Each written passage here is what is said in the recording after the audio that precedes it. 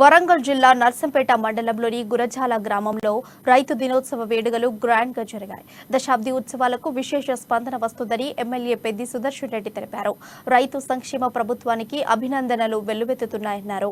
వ్యవసాయమే ప్రధాన పాలనగా ముందుకు సాగుతున్న సర్కార్ను నిండు మనసుతో రైతులు దీవిస్తున్నారని చెప్పారు. ఈ కార్యక్రమంలో స్థానిక ప్రజాప్రతినిధులు పాల్గొన్నారు.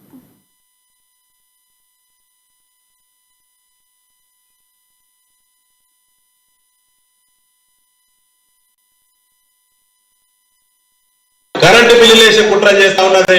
మన ఎన్పిడిసిఎల్ కంపెనీకి వచ్చే సబ్సిడీలను ఎగ్గొట్టే కుట్ర చేస్తా ఉన్నది. సంవత్సరానికి 5,000 రూపాయలు ఇప్పటికే ఎగ్గొట్టిల్లు. ఇప్పటికి 2 సంవత్సరాల బట్టి 10,000 కోట్ల రూపాయలు ఇవాళ మనం నష్టపోవడం జరిగింది రాష్ట్రం. అయినా కేసీఆర్ గారు బతికున్నంత కాలం నేను మాట ఇచ్చినాను, నా రైతుల మోటార్ల దగ్గర ఎవడు మీటర్లు పెట్టినా వాడి మెడ మీద తల ఉండదు.